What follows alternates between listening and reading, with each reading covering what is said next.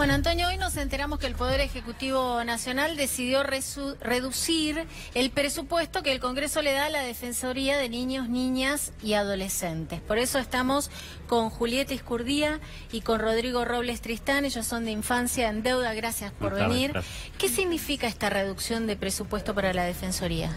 Bueno, el hecho fue que cuando el Congreso discutió el presupuesto, decidió aumentar el presupuesto que el Poder Ejecutivo había proyectado cuando envió el proyecto de presupuesto para que se discuta en el Poder Legislativo. Decidió aumentar el presupuesto inicialmente proyectado, unos 28 millones de pesos más que el del proyecto. Por lo tanto, el presupuesto finalmente aprobado por el Congreso para la Defensoría de Niños, Niñas y Adolescentes terminó siendo de 50 millones de pesos. Con la nueva decisión... ¿Por año? Para el año. 50, nada más que eso. Ay, perdón. Sí, es una reducción en general, afecta también a la Secretaría de Niñez, Adolescencia y Familia, la CENAF, que es el órgano del Poder Ejecutivo que se encarga fundamentalmente de ejecutar las políticas para la defensa de los derechos de los niños, niñas y adolescentes. O sea, ejecuta un montón de programas que tienen que ver con protección social, con alimentación, educación también inicial, y también afecta a la comisión bicameral encargada de designar al defensor del niño.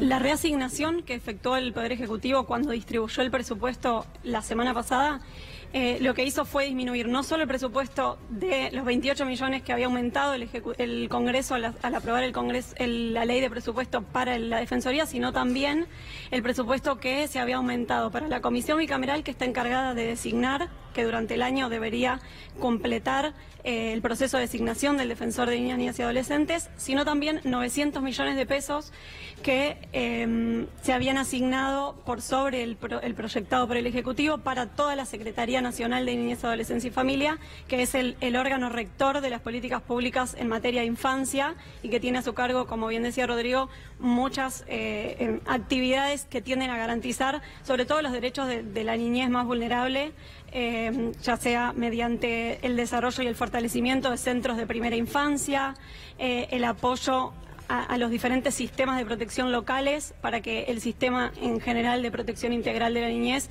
funcione adecuadamente y tienda a revertir mínimamente algunas inequidades y disparidades que sufren las poblaciones más vulnerables en la niñez y adolescencia. Pero un gobierno que no se despabila cuando uno de cada dos chicos es pobre, ¿qué se pretende?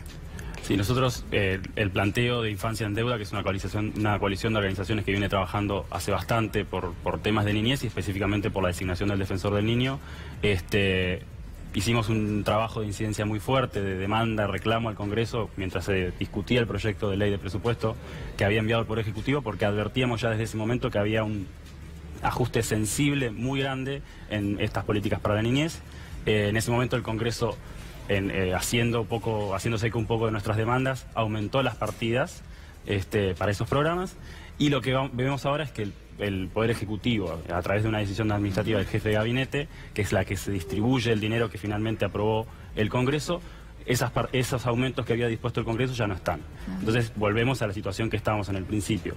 Sí, inicialmente cuando se presentó el proyecto lo que hicimos fue analizar teniendo en cuenta el presupuesto aprobado para el año anterior y veíamos que las reducciones eran superiores al 60% en el caso de la Defensoría, al 35% en el caso de la CENAF, y se consiguió esto que adelantaba Rodrigo, que aumente, aunque sea al nivel de la inflación, se equipare al presupuesto del año 2018 para que puedan funcionar durante el año con esos recursos. Sin embargo, inconstitucionalmente creemos que es contrario a la Constitución este tipo de decisiones, porque el Congreso es claramente quien tiene las competencias para aprobar la ley de presupuesto y el Ejecutivo debería garantizar la distribución y la ejecución y la implementación de las políticas que el Congreso manda. Concretamente, ¿ustedes creen que hay programas que no se van a poder aplicar durante este año? Nosotros lo que estamos pidiendo es que esto se revea. De hecho, ha habido situaciones similares, particularmente con el Instituto Nacional de las Mujeres en años anteriores, donde el Poder Ejecutivo afirmó que había sido un error y en consecuencia se reintegraron las partidas. Sí, si pasa, pasa, como siempre. Por eso estamos planteándolo muy fuertemente. Pasa, y si pasó, pasó. Exactamente, nosotros advertimos que hay un contexto que, como vos mencionabas, hay desafíos de derechos humanos para niños y niñas que son grandes en nuestro país.